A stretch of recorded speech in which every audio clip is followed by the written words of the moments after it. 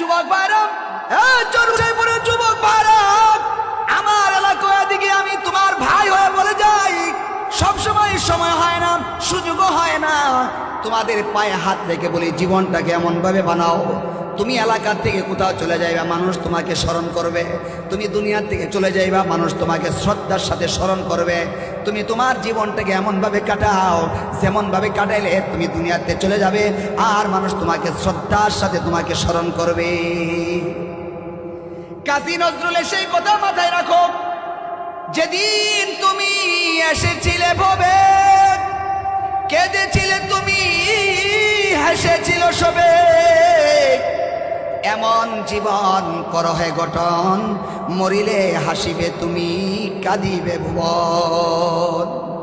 যেদিন তুমি এসেছিলে ভবে, কেঁদেছিলে তুমি, হেসেছিল সবে, এমন জীবন করো হে গঠন, মরিলে হাসিবে তুমি, কাঁদিবে ভুবন। যুবক ভাই, তুমি তোমার জীবনটা এমন ভাবে কাটাও। কবি নজরুল বলে গেছেন, যেদিন তুমি এসেছিলে ভবে, যেদিন তুমি পৃথিবীতে আসছিলা, হুয়া হুয়া করে কেঁদেছিলে তুমি, আর তোমাকে পায়া মিষ্টি খায়া, আকিকার গোশত খায়া, হেসেছিল সবে। কেঁদেছিলে তুমি, হেসেছিল সবে, এমন জীবন করো হে গঠন, মরিলে হাসিবে তুমি, কাঁদিবে ভুবন।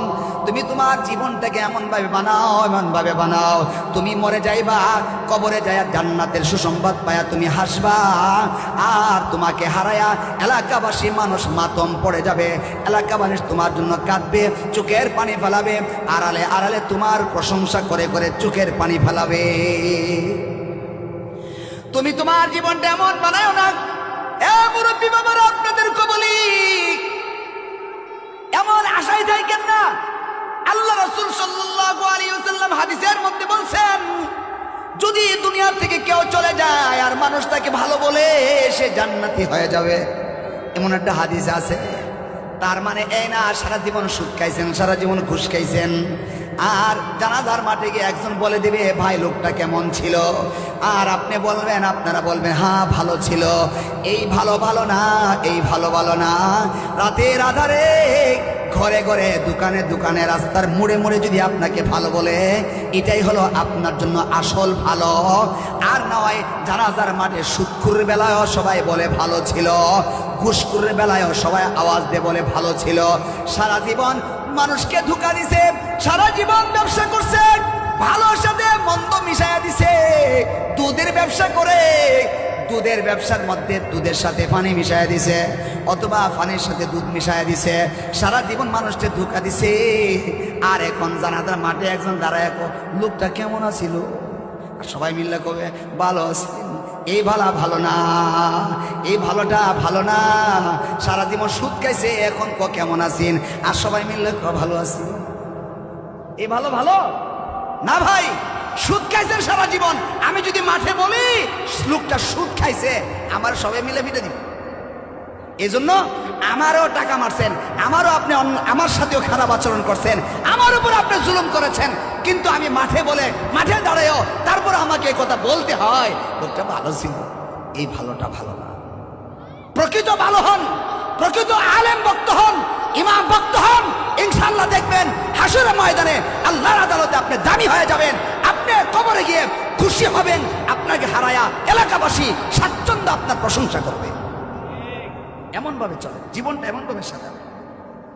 তো আমার ভাইয়েরা, আজকের এই আয়োজন যুবকদের উদ্যোগে আয়োজন, যুবকদের সাথে কিছু ভাইয়েরা আছেন, যেখানেই যুবক শ্রেণী এগিয়ে আসবে ইসলামের জন্য, মনে করবেন ওই যে আহলে আরবের এক বড় ডক্টর, আরবি এক ডক্টর বলছিলেন, যেই মসজিদে নামাজ পড়ার সময় পিছনের কাতারে পিচ্চি বাচ্চাদের সুরগুল বোঝা যায় না, সেই মসজিদের এরিয়ার মুসলমানদের ভবিষ্যৎ অন্ধকার। যেই মসজিদে নামাজ পড়ার সময় পিছনের কাতারে পিচ্চি পিচ্চি বাচ্চাদের অবস্থান বোঝা যায় না, বুঝতে হবে ওই এলাকার মুসলমানদের ভবিষ্যৎ অন্ধকার। কেন বলেছেন কথাটা? আমাদের দেশে কিছু বাইরে আসেন, পিচ্চিরা নামাজ পড়তে গেলে, হ্যাঁ পিচ্চিরা তো হই হুল্লোড় করুই, নাচানাচি করে, দৌড়াদৌড়ি করে, বাস কিছু মুরব্বী আছে মাশাআল্লাহ সালামটা ভিডিও করে, ক্যাডারে যে কইছে তো বই পাই গেছে, মসজিদের আসে না, ঠিক কিনা বলেন? এই যে পিচ্ছি দিয়ে এই যে যুবকগুলিকে আপনারা মসজিদ থেকে বের করে দিলেন ধমক দিয়ে, এই জাতিকে নামাজহীন বানাচ্ছেন, এই জাতিকে ইয়াবাওয়ালা বানাচ্ছেন। বাচ্চাদেরকে যুবকদেরকে মসজিদে আনার ব্যবস্থা করেন, মসজিদের ভিতরে ঢুকায়া দেন, পিছনের কাতারে না একটু নাচানাচি করে না কথা বলে, তারপরও তো একদিন কথা বলবে আরেকদিন নামাজ পড়বে। আপনি যুবকদেরকে বুকে টানে নেন, যুবকদেরকে দূর করে দিয়েন না।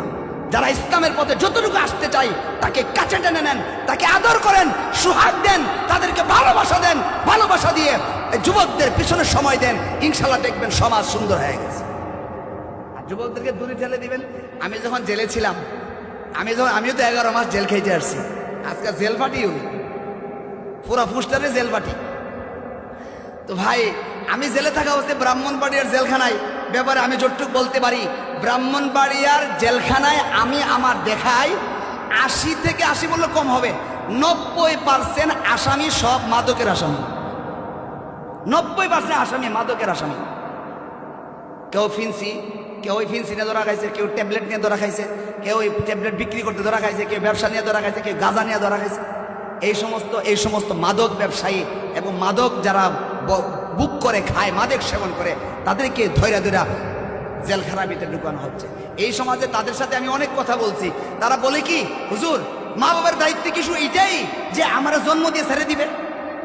মা বাবার দায়িত্ব ছিল না আমাকে ভালো পথে পরিচালনা করা? তারা আমাকে চালায় না কেন?